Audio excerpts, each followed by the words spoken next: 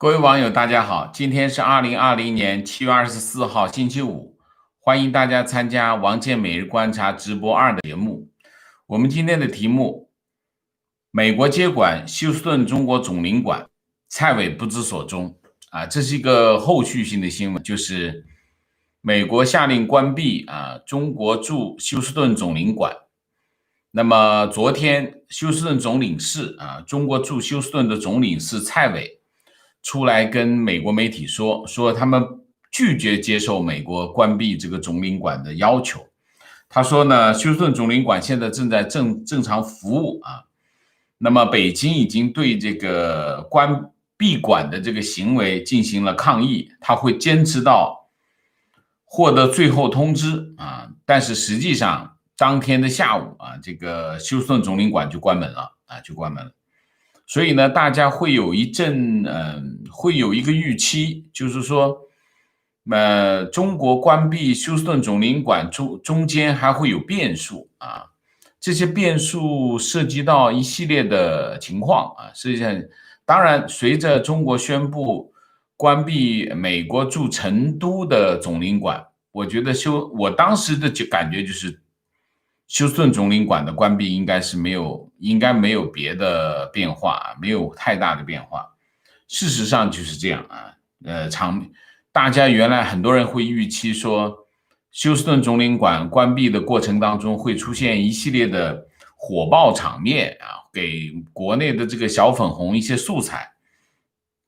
但情况是怎样？我们大概的说一下美国国务院给中国方面的通知是要求休斯顿总领馆72小时关闭72小时之内，也就是到今天下午的4点那么时间的节点是今天下午4点。那么昨天蔡伟前天发生的事情是什么？就是火灾就是在院子里烧东西烧3个汽油桶加一个水泥池烧，然后被报了警然后这件事情实际上这件事是先是火警曝光，然后再是休斯顿关闭馆的事件。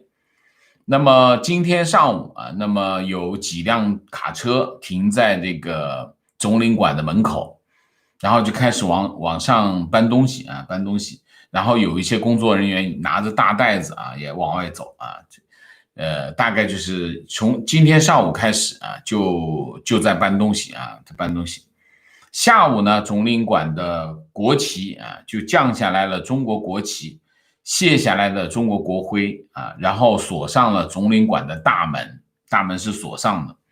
中国总领馆的工作人员，最后的工作人员应该是在4点钟附近离开了大楼，然后坐到了总领馆门口的车子里并没有离开然后4点钟一过，应该几分钟之内然后一群美国政府工作人员模样的人就来到了总领馆的建筑物他们先在一侧，另外一侧把那个另外一侧的门挂上上锁挂他们的锁上锁，然后就再绕到这个总领馆的后门爆开后门这些人就全部进入了总领馆的建筑物。随后应该也是很快，美国国务院外交安全局的2名这个穿制服的探员就来到总领馆的门口他来到总领馆这就是往那一站，意思什么意思这座除了大使馆以外的最早的中国的总领馆就被美国政府接管了这一切的过程完全没有发生缠斗和暴力中国总领馆没有一个人在现场和美方的人员理论。当然总领事蔡伟也不知所踪那么整个的过程就是一个这样的过程那么蔡伟所谓的拒绝接受关闭总领馆的说法，从现在来看那就是虚张声势那么这是中共的老套路那么在这件事情上，实际上我们认真的想一下关闭总领馆这件事情，中国没有任何可以纠缠的理据啊，没有任何纠缠理据。那么中国外长王毅今天在见到这个德国外长马斯的时候，他就讲说中美关系现在面临困境都是美方造成的啊，目的就是要打断中国的发展进程，这是一个调子啊，这是一个总基调啊，就是说美国对于中国的各种采取的措施，但目的是什么？目的就是遏制中国崛起。其实中国的调子一直是这样啊。那么王毅表示，最近美国一些反华势力还蓄意制造意识形态对立，公开威胁他国选边站大概就是这样。意思就是其实这讲的是谁？讲的就是蓬佩奥蓬佩奥。那我们分析一下这件事情现在的进展。第一件事情那么休斯顿总领馆顺利的被接管，也就是说休斯顿总领馆这件事情落下了帷幕。实际上在成都那边，美国的外交官已经撤离了接不接管其实都无所谓，接到第一时间接到通知，美国人就已经走了，回国了，我不跟你搞那么多，还拖到最后1秒钟，他根本不管。甚至我看到网上有传言说，美国有一些其他地方的领事馆的人员也在撤离，现在没有消息，所以我不具体的说那么也就是说，美国其实你让不让我撤，可能我都得先撤，大概是这个意思这是一个方面。另外一个方面就是美国方面对中国关闭美国驻成都总领馆这件事情还没有做出回应那么为什么没有做出回应？我觉得大概美国方面还要做一些分析吧。因为什么？休斯顿总领馆这件事情，毫无疑问，从美国的角度来看，它是个非常匆忙的决定这件事情我觉得就是川普总统一拍脑袋就干了。然后中国方面在关闭成都总领馆这件事情上，美国的团队白宫的团队应该要开会，好好的议一下这个事儿了所以我觉得应该是需要一点时间大概是这样那么这个议题呢，大概就是这样。毫无疑问，中美关系之间这一头正在发生的是什么？就是我们讲新发生的一个新战场，就是外交领域外交领域在发生一个新战场。那么另外一个就是会有一系列的其他的战场都在发生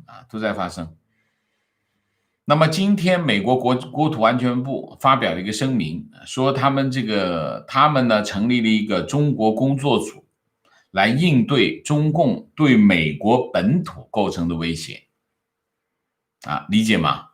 国土安全部管什么？管签证是国务院的政策，但是出入境是美国国土安全部的事情那么代理部长沃尔夫在声明中说，中共在贸易、网络安全、移民和知识产权领域的恶意活动带来的中国威胁正在以惊人的速度加剧。他说，国土安全部处在对付中共安全的最前沿。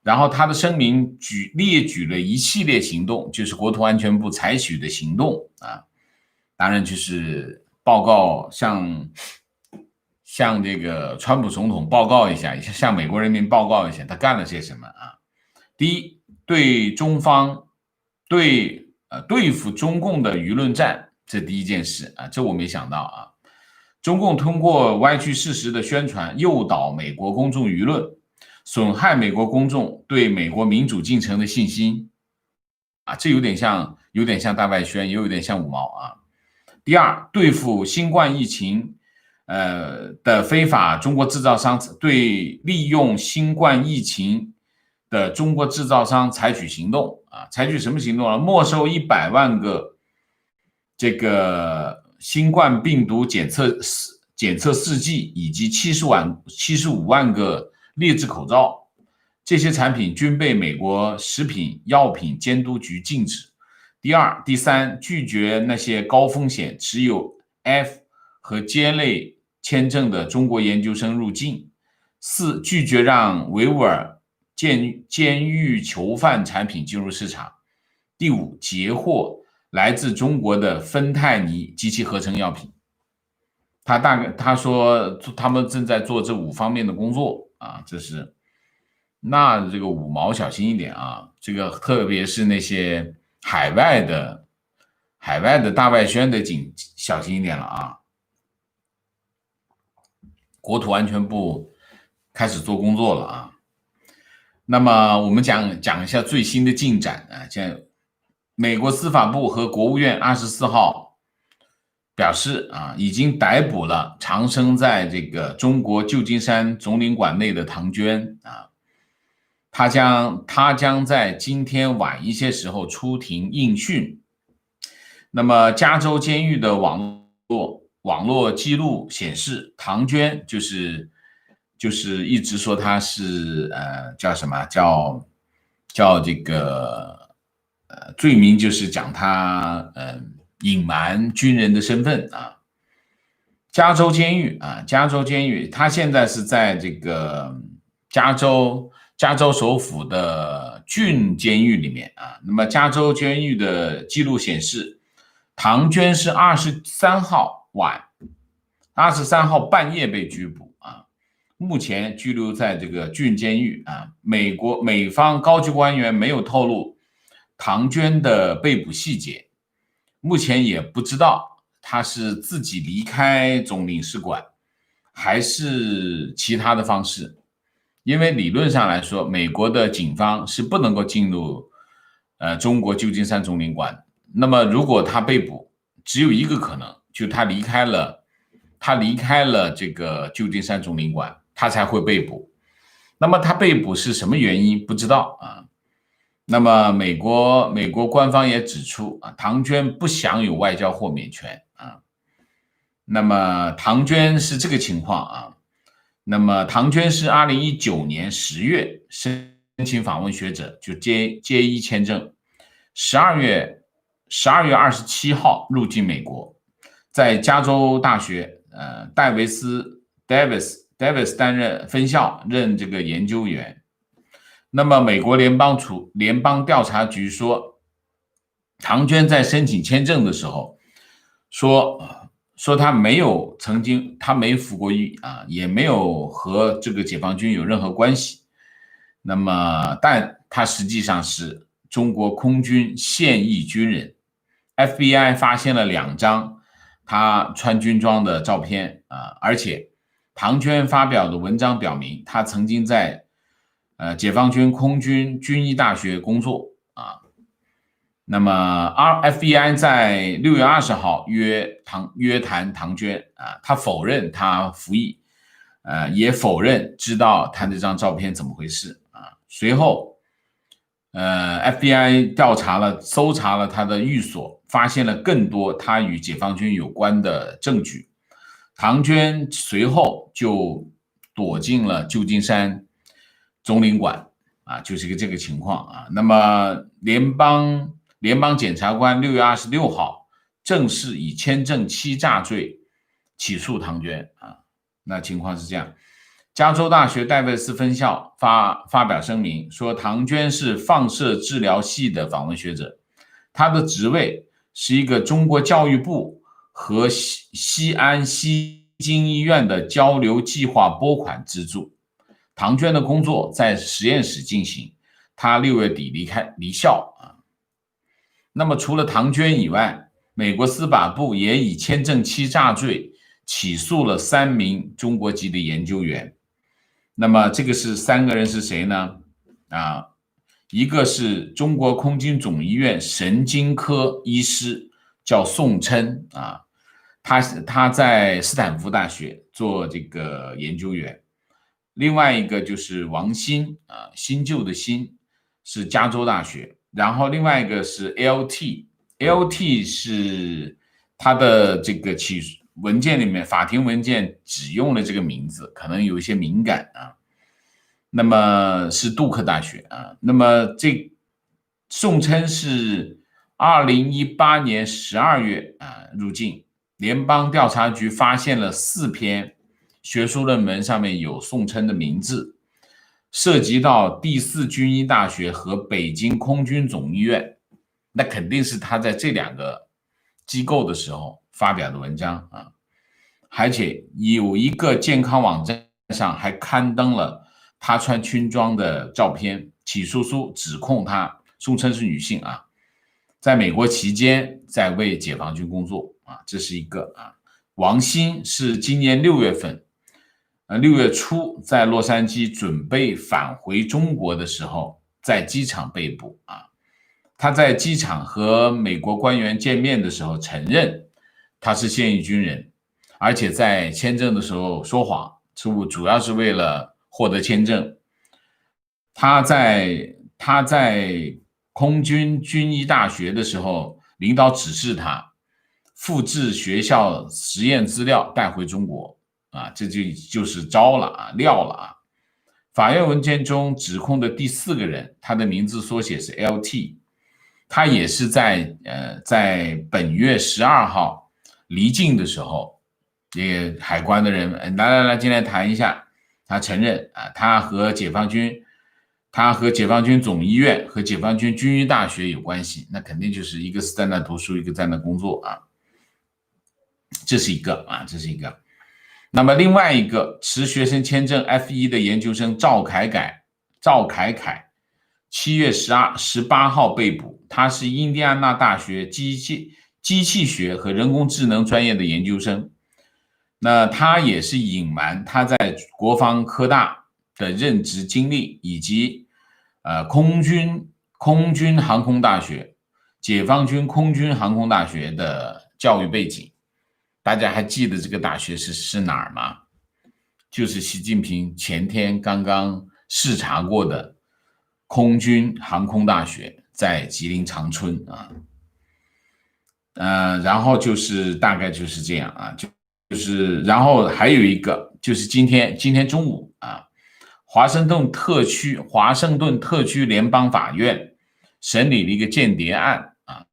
这个间谍案，新加坡的一个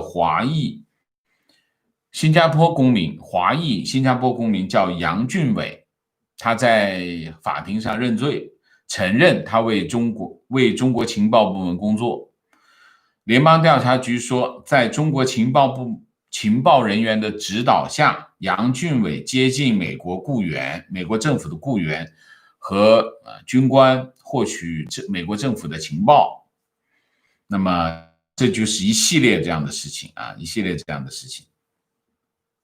那么司法部长巴尔他提到几个事情啊，就是说最近美国60%的商业机密盗窃案和中国有关啊，那么80%的商业间谍案和中国政府有关啊，那么涉及这么多啊。然后就是美国的司法部的副部长今天发表声明说，中共利用开放的社会盗取学术成果，联邦调查局正在全国的25个城市约谈持签证入境的中国访客，核查军人身份啊，大概是这样啊。那么这是一个风潮啊，为什么？中美关系，我讲这一系列的案件有2个意图啊。第一个意图就是告诉那些正在获取美国签证的，或者是准备获取美国签证的留学生们，记住2点。第一点，到不到美国不重要啊，美国不是留学生的唯一的目的地啊。那么你可以想去，但是呢，千万不要超出应该做的事情的范围。比如说，不一定你在这个有军队背景就有特殊使命，不一定啊，很多人是没有的，有只是个别啊。你想一下都知道是这个情况。所以呢，就算是如果你是无辜的，这里面有没有人无辜？我相信有人是无辜的，因为他想获得签证，所以他撒谎。他有可能有些人根本就是无辜的啊。那么，所以在这个问题上，大家一定要记住2点。第一点就是刚才说的，美国是一个非常好的留学的目的地，但是美国绝对不是唯一的目的地。所以你记住，不要为了获取，这是第2点，就是你记住，不要为了获取签证做这样的傻事，真的完全没必要。如果他问你就填，照实填，他不给你签证你就不要去。所以在这个问题上，千万要小心啊！因为撒谎在西方世界是非常严重的后果，会有严重的后果。中美关系发生，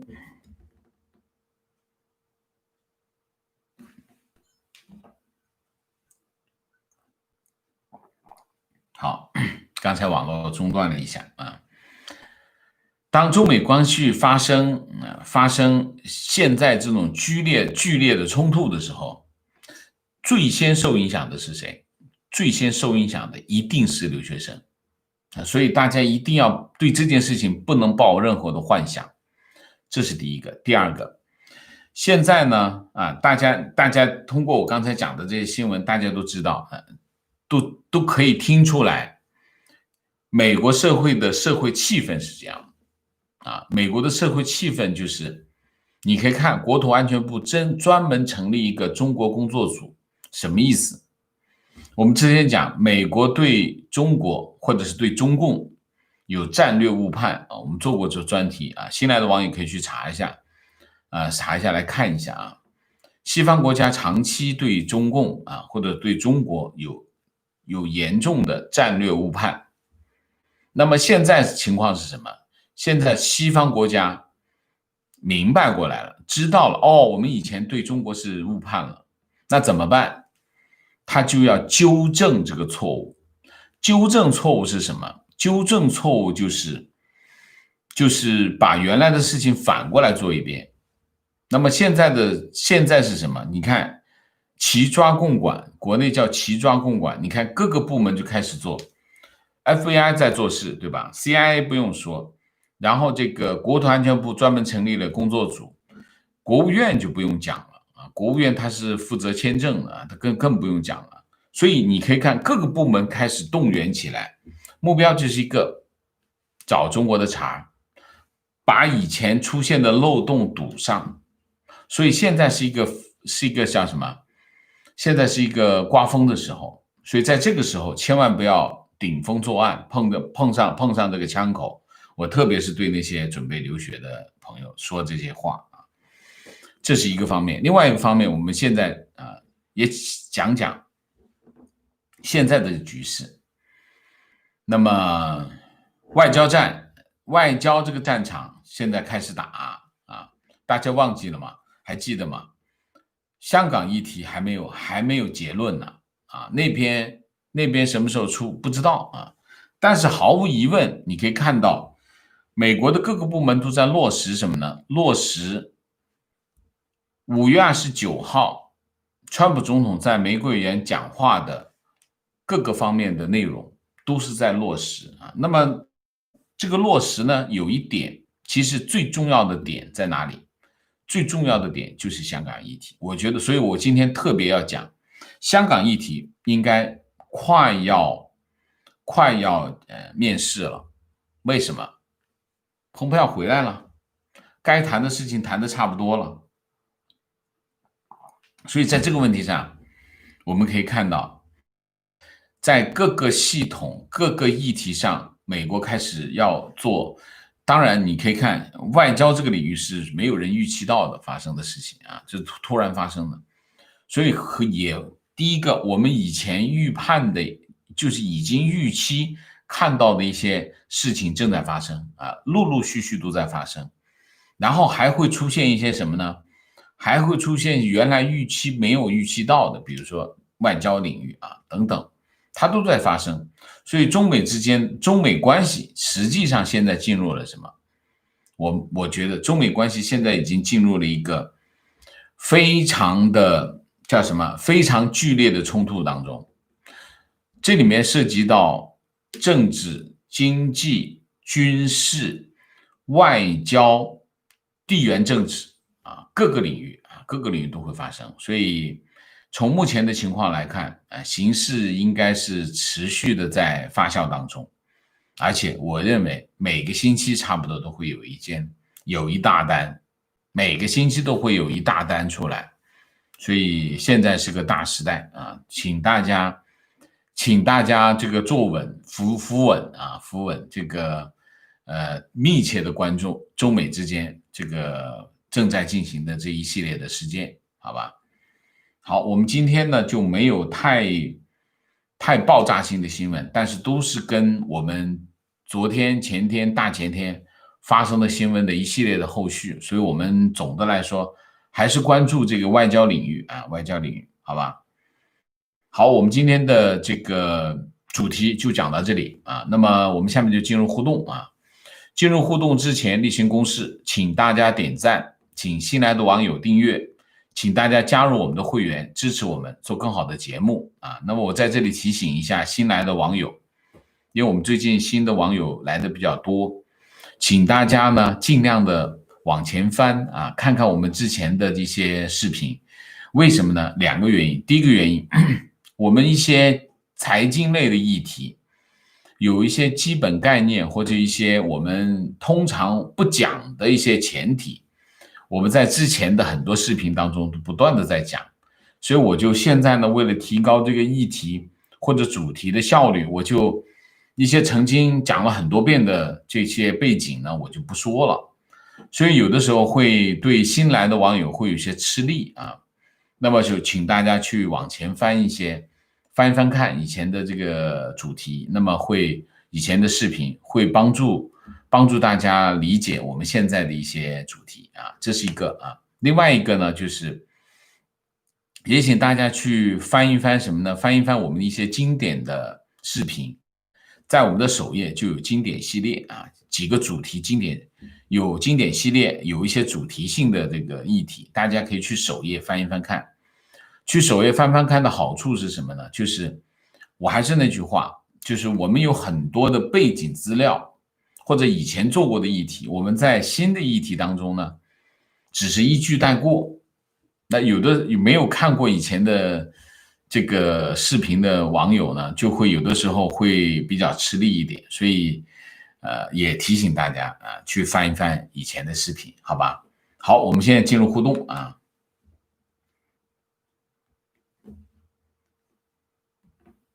那么进入互动之前呢，大家进入互动之后呢，网友就尽量的不要聊天3个情况、问题、观点，好吗？我们现在尽量的提高这个互动效率。我还是希望能够多把网友的一些观点问题念出来答掉这比较我们现在在线的人数这么多，那么我希望这个我们的沟通效率能高一点Jordan Lee 谢谢，感谢王先生的辛苦付出，请你吃热干面加面窝，好的谢谢这是好东西。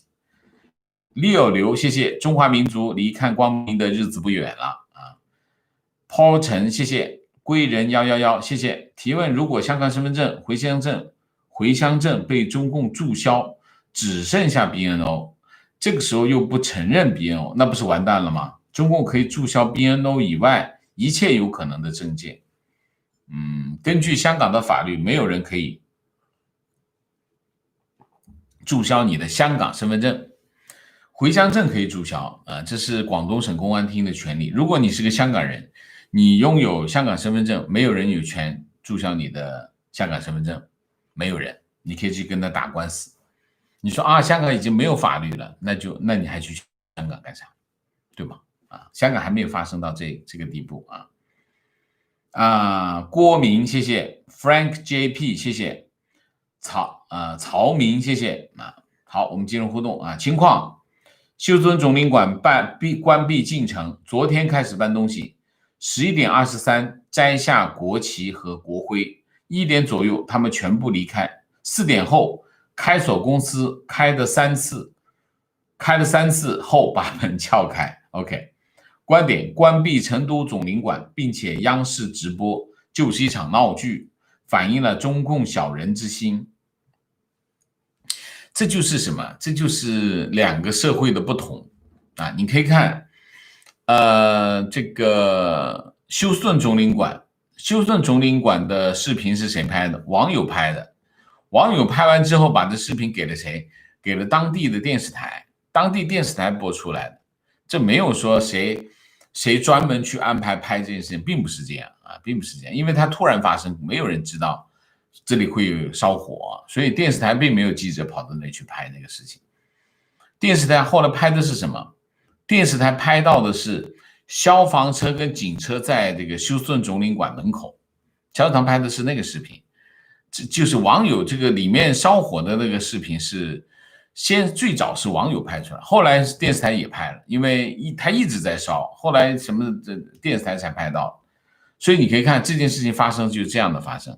然后中央电视台自己跑着去拍这个成都总领馆的直播，这就是什么？这就是用心，就是有用心在这里头。什么用？有用意、有用心在这里头，这完全不一样啊！他是来搞事的啊！情况：台湾立法会全票通过去掉台湾护照上中国2个字，这条信息看上去小，但是觉得是一个信号，美国很快会承认台湾。我觉得不会吧，没那么简单吧？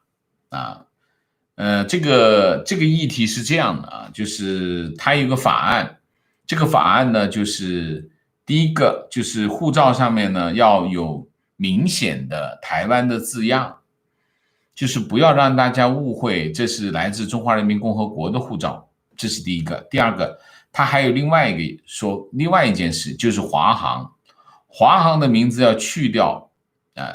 华航是 China Airline， 它把 China 去掉，因为中国有一个国航，中国国航是 Air China， 然后华航是 China Airline， 所以你看一下很容易误解，是讲误解，其实就是要把中国2个字去掉啊。那么这跟美国承认台湾这是2个不同的层面的事，一个是台湾自己要把 China 这个字去掉，一个是美国承认台湾，那是另外一个层面的问题啊。这2者之间，我觉得还是距离有点远啊，距离比较远啊，不能够直接连起来。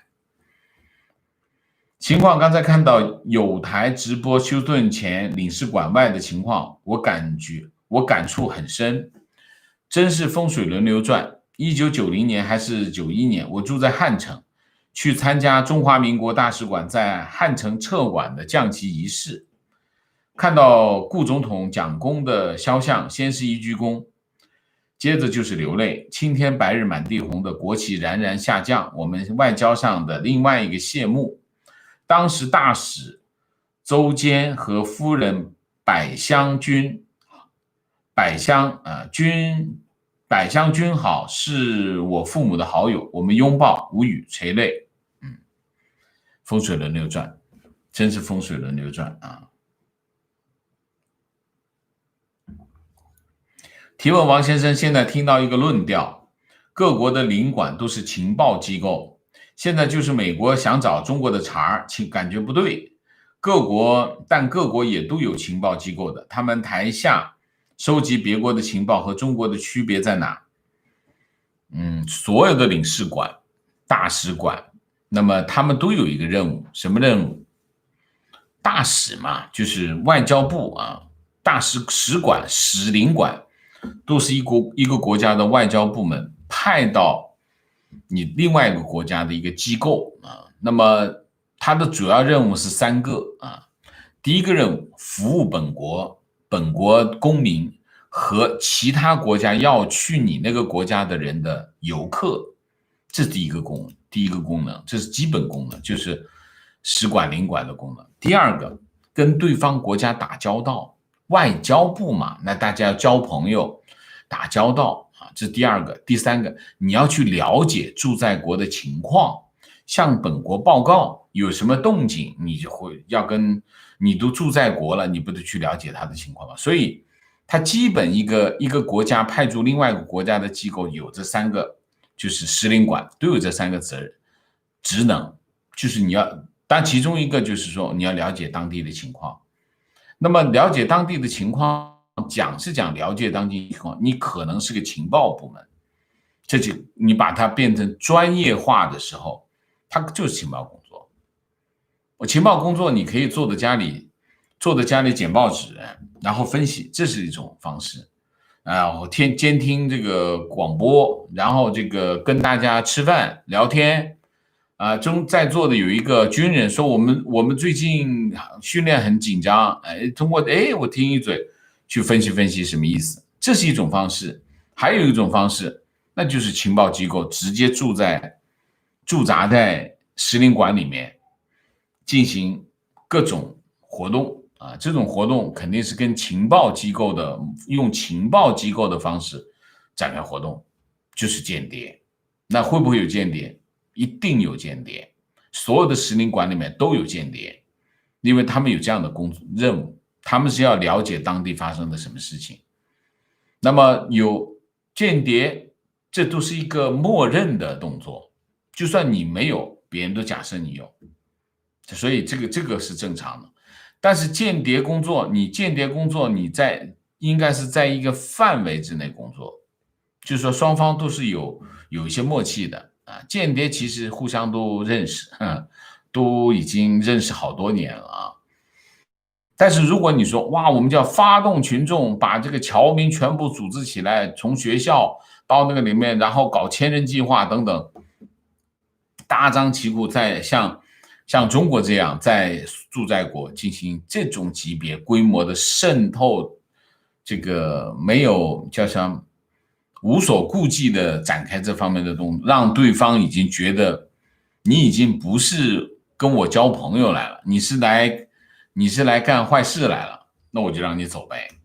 所以这个情况其实就是说这是两个不同层面的问题啊。第一个问题就是使领馆有情报功能，这个是正常。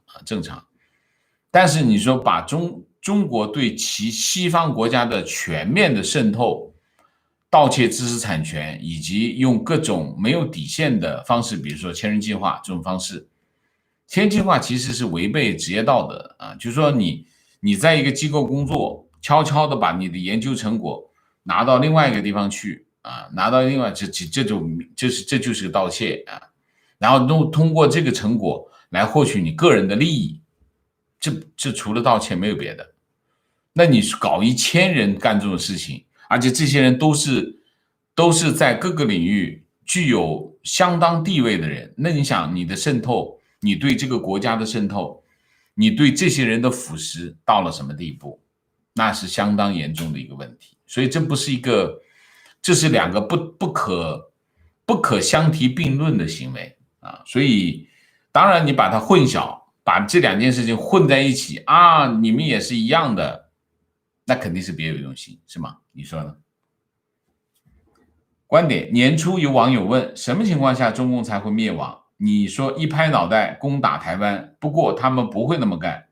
现在我越来越觉得他们会那么干，因为每次我都以正常思维判断他们的行动时，他们总是出乎意料，让人大跌眼镜。我相信他们会一拍脑袋把自己拍死。是这样，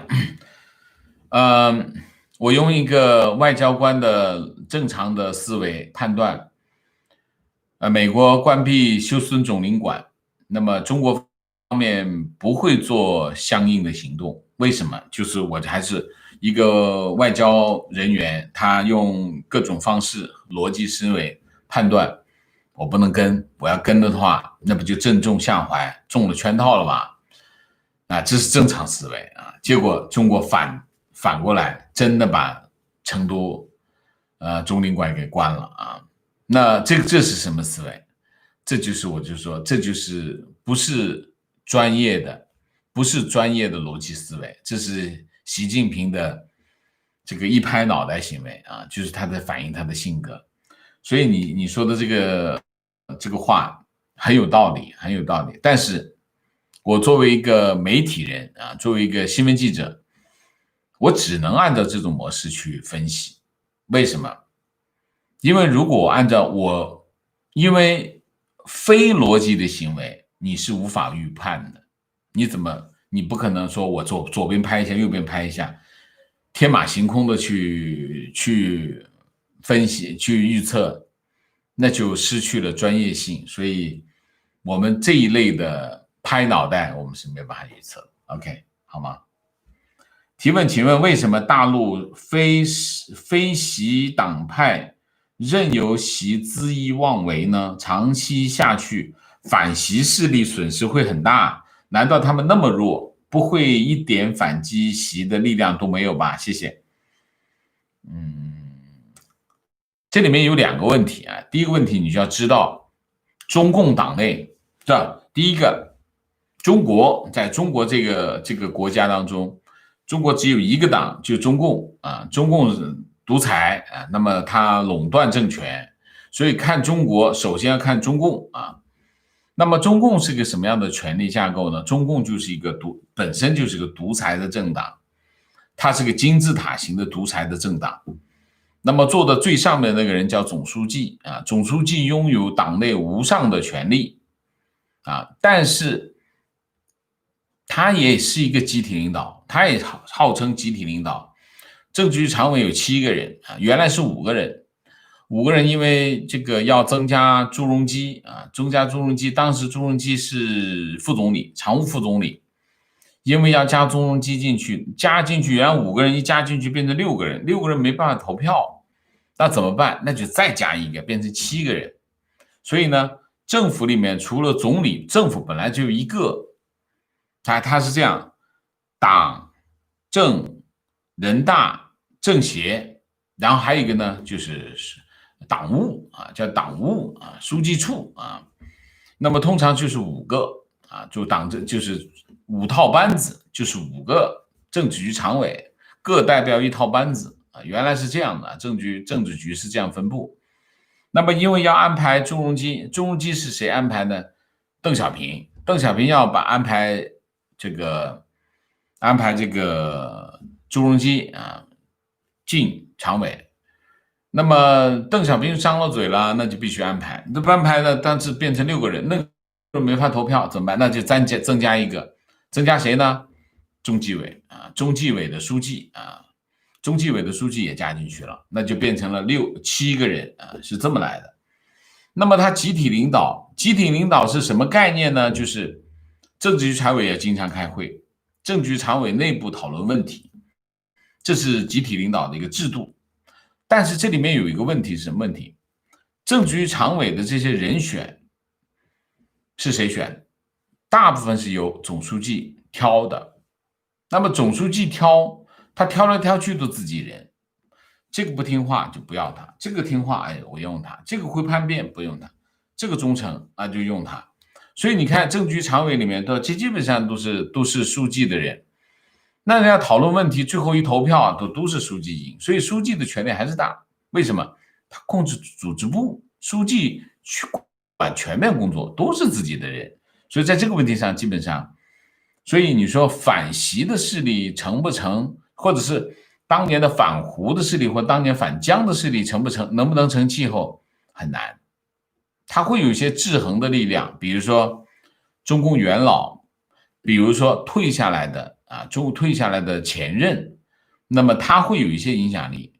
但是真的中共的总书记他的权力基本上是没有什么制约，所以你说的这个反习的势力让习怎么一点动作不做，应该是没有这样的力量大概是这样提问：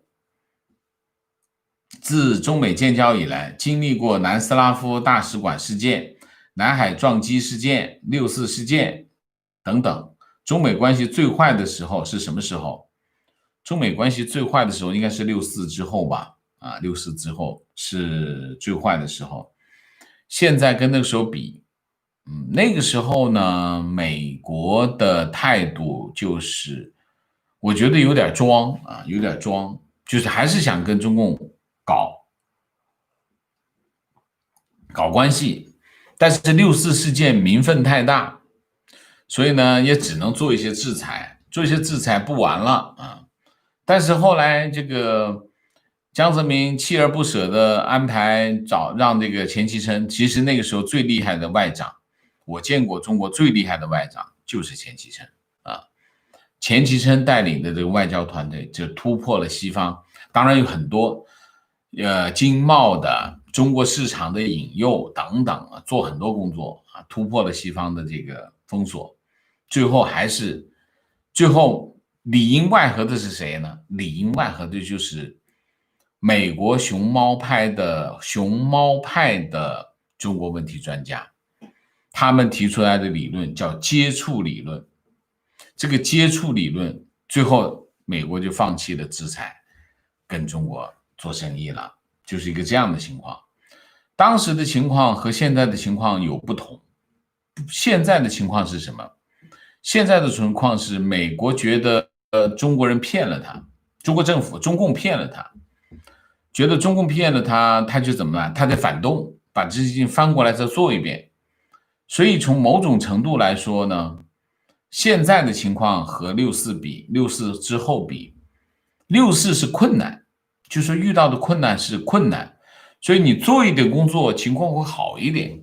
就是你可以看那个6·4之后，中美关系是一下子掉到冰窖里，然后一点一点破冰，最后慢慢最后恢复了。你现在看到的中美关系是什么？啪，出现一个局面，这个局面就是中美之间闹翻了。就美国人一下子就明白了，哦，中共过去二十多年、20-30年都在骗我们，忽悠的，他一直在澄清骗我们，他会威胁我们。你可以看到中美关系是越来越差，这个情况会越来越恶化下去。所以这个两者之间，如果从这个角度来说，应该现在或者是再往后才是最坏的情况啊。观点：江泽民在处理美国炸中国使馆的事件上非常有手段，内外兼修，长袖善舞。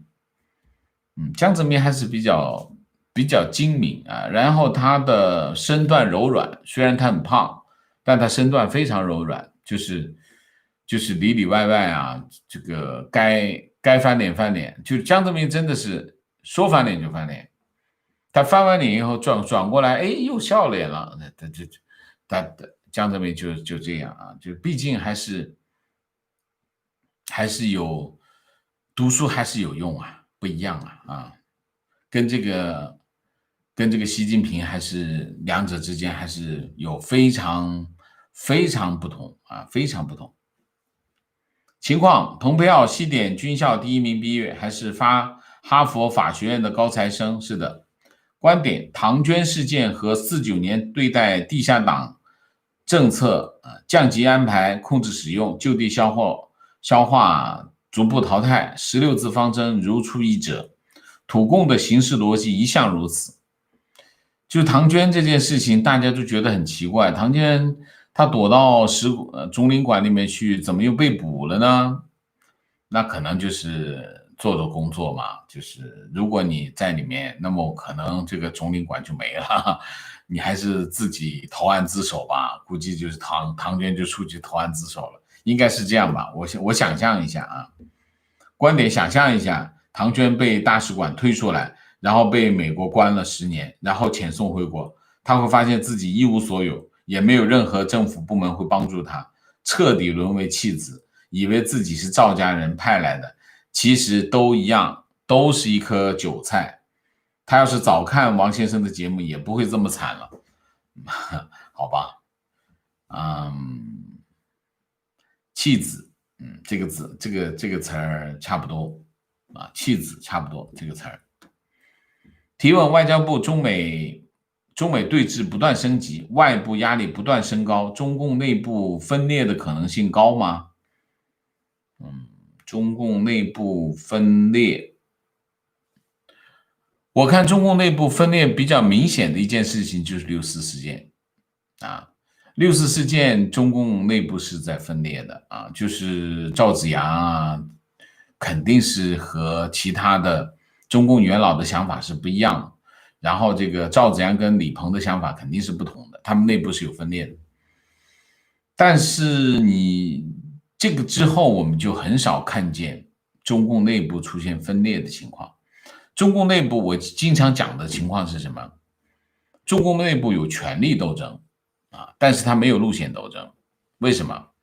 中共一直就是一根路线斗争，一根路线，就是谁坐在总书记的位置上，谁来定路线。那么谁定完路线之后，底下人没什么人会进行路线斗争，就是说啊，你不对，你讲的不对，我讲的才对。中共没有这样的，就是这件事情不会这样发生。中共内部只有权力争、权力之争，没有路线之争。为什么？因为路线是工作，权力才是自己的。他为什么要为了工作跟领导翻脸？你见过你在任何一个单位里，你有见过底下人因为工作跟领导翻脸的吗？没有，都是因为跟利益跟领导翻脸，是吧？所以在这个问题上，我觉得没有疑问，中共内部从来没有路线之争，只有权力之争。那么没有路线之争，就没有派别之争，那都是人脉之争。我的老领导提拔我，你的老领导提拔你，那你是你的人脉，我是我的人脉。派别是什么？派别就是我们有不同的理念，虽然我们在一个党，但是我倾向于这个，你倾向于那个，你的政治理念倾向于这个。虽然我们都是共产党，但是我们有不同的侧重，那我们就形成不同的派别啊，形成不同的派别。那叫派系之争，中共没有，他没有这一套，因为他们根本对这个政治没有倾向，他们就是一条船上，他们根本不在乎这些东西，他们只在乎自己的利益，他们没有中共党员根本没有政治理念，没有政治理念啊，所以不存在大家想象的那种。啊，有派系之争啊，然后然后就因为派系之争，然后出现了分裂啊，等等，不是这样的。中共只有一样，就是如果你犯了错，你的把柄被你的政治对手抓住了，政治对手就会攻击你，攻击你的目的并不是因为你的政策错了，我要改正这个政策，不是的，要把你干掉，我要坐到那个位置上去，他们的目的都是围绕着这些展开的。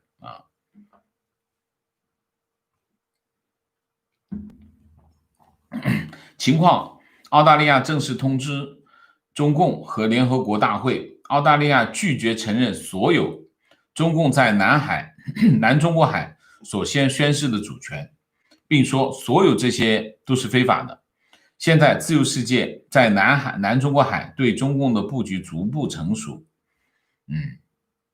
好，澳大利亚又出来了，五眼联盟还是最紧密的联盟，对吗？啊，比这个北约还要紧密啊。问题，王老师，中美关系的决定性交恶应该是从香港的国安法开始的吧？我记得你以前的视频也提到过，中美关系决定性的交恶，决定性的交恶，这个词儿我真的是我知道你的意思，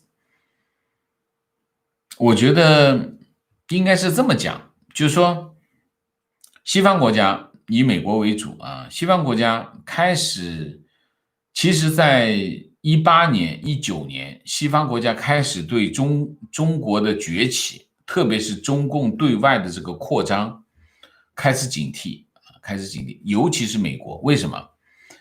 因为中国足够大，当它一扩张的时候，首先感受到的是谁？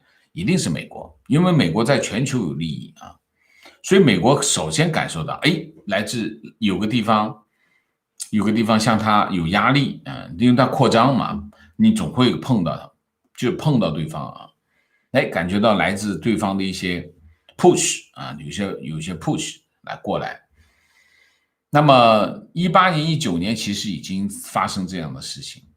那么实际上，川普总统从19年开始的贸易战，其实是什么？我认为其实是一个试探啊，他要看一下这个东西到底是什么鬼。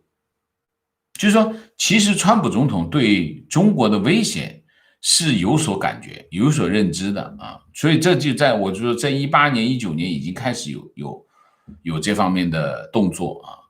贸易战发生，贸易战这件事情是我经常讲的一个道理，就是中美贸易战不是因为中美贸易战中美关系就坏，不是的，其实是因为美国开始感受到来自中国的威胁。他开始进行一些试探，其中一个试探就是中美贸易战，而中美贸易战呢，证实了来自中国的威胁，就是来自中国啊，通过这一场打一场小规模的冲突，真正的美国通过这一系列的小规模的冲突，开始逐步的理解什么呢？理解来自中国的威胁，包括南海啊，包括这些，其实同时都在发生，一直都在发生，没有停过。包括台湾议题，包括南海议题，包括这个知识产权的问题。其实，在中美贸易谈判当中，知识产权这个环节是个蛮重要的环节啊。然后国内的这个舆论就开始起来，国内的舆论开始转变，国内的就是中美贸易战引发的美国国内舆论的转变，美国国内舆论的转变又诱发了大家对来自中国的渗透的关注。这很多事情就是这样的，你经不住推敲，你经不住这个放大镜的观察，一看哟，这个情况怎么得了？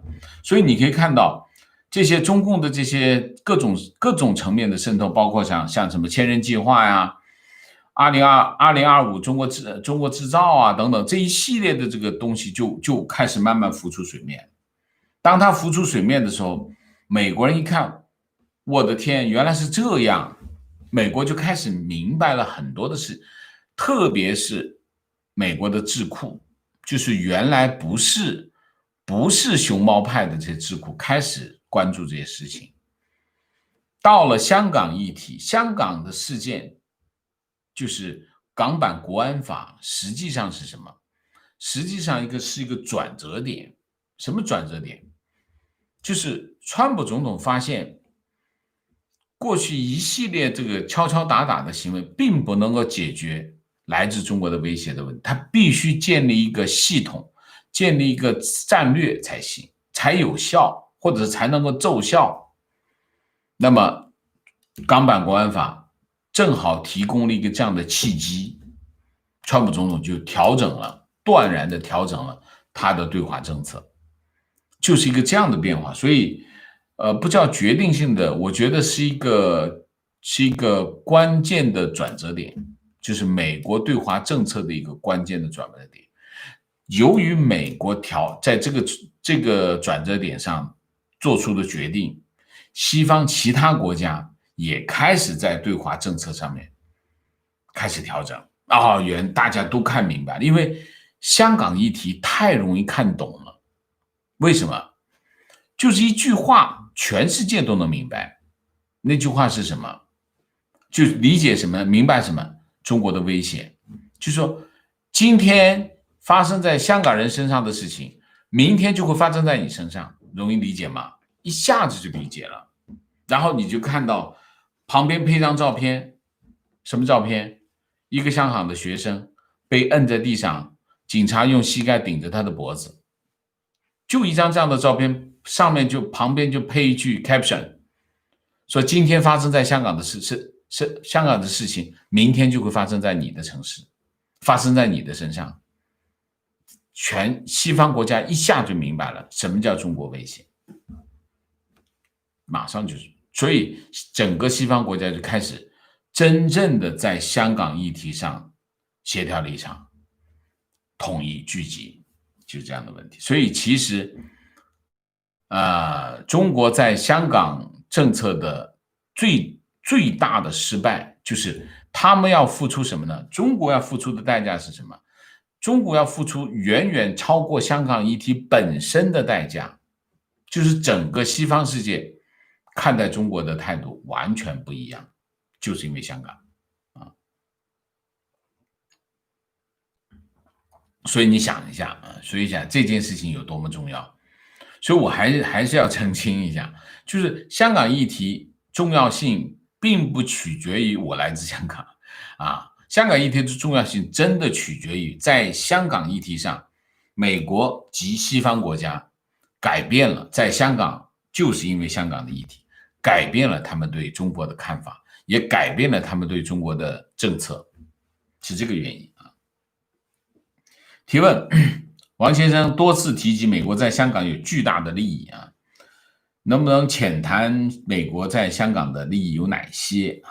有网友说，通过香港，美国可以投资内地，避免风险。这不仅仅是这些啊，不仅香港第一个，大家想一下，香港是什么？香港是金融中心。美国最厉害的行业是什么？金融业。美国的金融业，香港是美国金融业的其中一个支点啊。虽然像你看香港的大的金融公司，美国多吗？美国并不是太多，都是在美国的一些金融机构在香港有分支机构啊等等这些。但是你别忘，香港作为一个金融中心，是美国的这些金融机构的其中一个支点。美国的金融机构，它不是仅仅是美国的。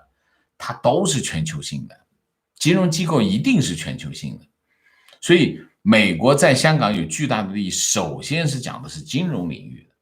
那么在这个钱，全世界跑的这些钱，香港是一个支点，所以我说巨大的金融利益。第二，美国在香港的总领馆肯定是亚洲最大的情报机构，这没有之一啊，这是第二个啊。第三个。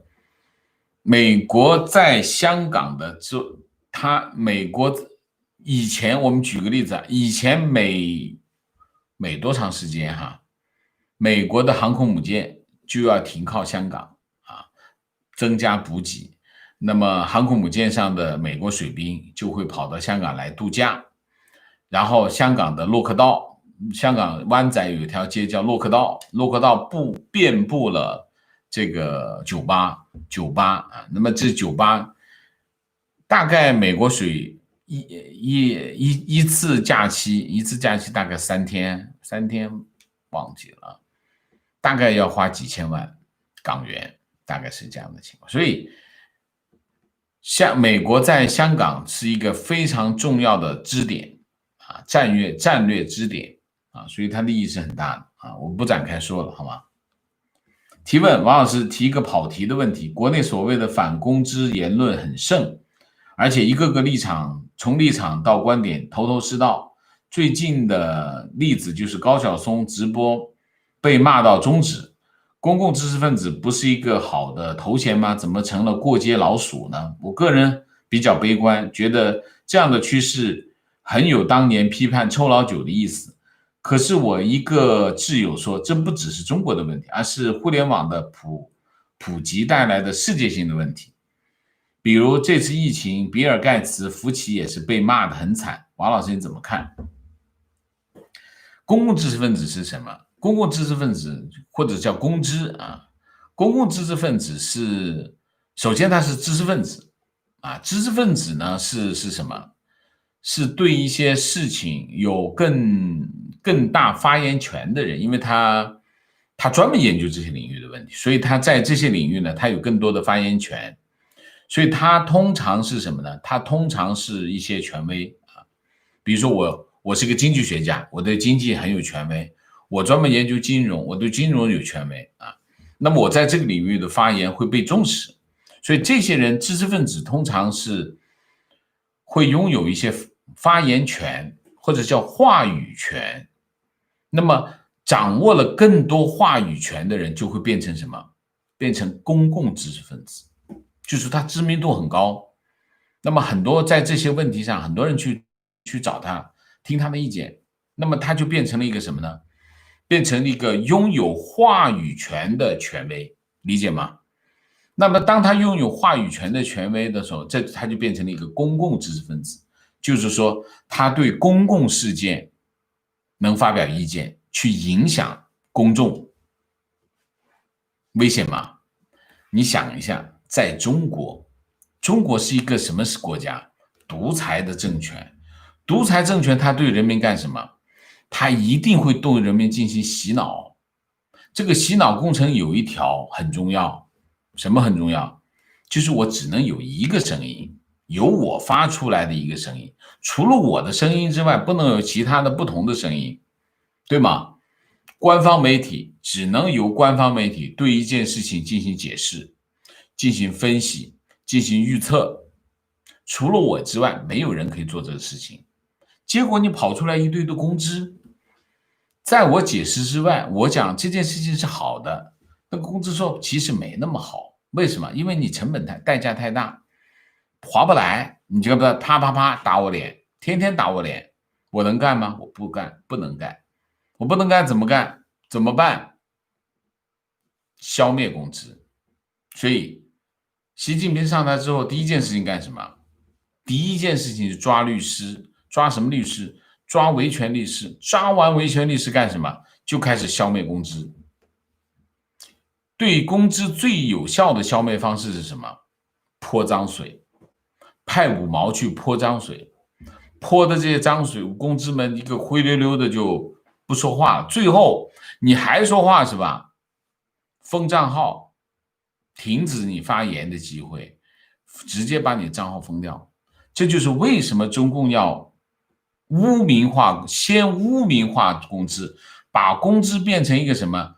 变成一个笑话，就是污名化公知，然后一个一个把这些大 V 们一个一个干掉，最后用封账号的方式物理消灭，大概是这样。所以他们的行为其实就是服务于什么？就是服务于洗脑工程，不能让公知坏了他的洗脑工程，目标就这个啊。好了，哎呀，这读不完了吧？这肯定是读不完，我们就停了吧。我们下面就明谢一下 Crystal Bell， 谢谢，请王婶喝一杯澳洲的拿铁咖啡，谢谢。坚俊丁，谢谢。Jennifer Lee， 谢谢。庞庞，谢谢。加油加油。Simon 高，谢谢。昨天看直播入神了，忘了点赞，抱歉抱歉。归人111，谢谢。香港护照有任何组织有权注销吗？没有，不可以啊，不可以注销。好，我们今天的节目就到这里，感谢大家的参与，我们下个节目再见。啊，还有很多打赏吗？啊，我等一下，我再读两个，话题，我接着刚才的话题读下来啊。好，关于中华航空要去中化，把多年来的 China Airline 去的 China， 这可是让国航高兴的合不拢嘴，因为他们是后来的，只能叫 Air China。另外一个例子是台湾的兆丰银行，前身是交通银行，它现在全世界还用 ICBC 的网络域名，所以中国的交通银行一直想夺下它的域名。台湾要去中化，没有必要把中字去掉，台湾也有中邮、中华邮政等等。台湾人想怎么干就怎么干，我都支持。为什么？你想想看，我自己想叫什么名字，我没有权利我没有权利给自己叫什么名字起名字，我觉得这不 make sense， 对吗？所以台湾人想把他的这个企业的名字用什么名字，这是他的权利，我支持啊，不管什么我都支持。请问王老师，中共关闭美成都领事馆，下一步美国会做出更强烈的反制还是冷处理？应该不会冷处理，冷处理他就不会把休斯顿的总领馆关了。那么会更强烈的反制，不知道，因为美国的射击点太多了，所以你不知道他在哪个点射击。就像你怎么会想到他突然会把休斯顿总领馆关了呢？所以这个没办法预测啊。请问王先生，你认为有在 YouTube、Twitter 等网站上评论过中国政治的人，是否都应该避免去香港以及中国旅游，或者是转机？虽然我认为自己在网络上的言论很小心，但是中共对他们的法律似乎有很大的裁量权。这个问题我不知道该怎么说，因为这个每个人要对自己有个评估，是什么评估？就是我的言论，中共有多恨我，那么或者是我的影响力有多大？如果影响力非常大，那你要小心一点，因为可能你就是在那个黑名单上面。如果你只是一个普通的小 V，你的 follower 可能只有10个、20个，或者是百十个的话，那你影响没那么大，我觉得那也不必，我认为也不必。关键的因素是什么？关键的因素是2个，第一个，你的言论有多恨他，这第一个；第二个，你有多大的影响力。你影响力很大，你没有太恨他，或者你的言论没那么恨他，我觉得这也没有什么问题吧。或者是你非常恨他，但是你的影响力很小，你可能只有100个人 follow， 那我觉得这个影响也不大吧，大概是这样的问题。如果每个人都，因为他不可能针对所有的人采取行动，那是不可能的事情，他只能针对某一部分人采取行动，他才忙得过来，否则怎么忙得过来？所以这个问题，我觉得大家小心一点就是了，好吗？好，陈泰哥，谢谢，Daniel 谷，谢谢，好吧？那我们今天的节目就到这里，感谢大家的参与，我们下个节目再见啊！再见之前，请大家点赞，请新来的网友订阅，请大家加入我的会员，支持我们做更好的节目，做更好的自己，谢谢大家，谢谢，再见。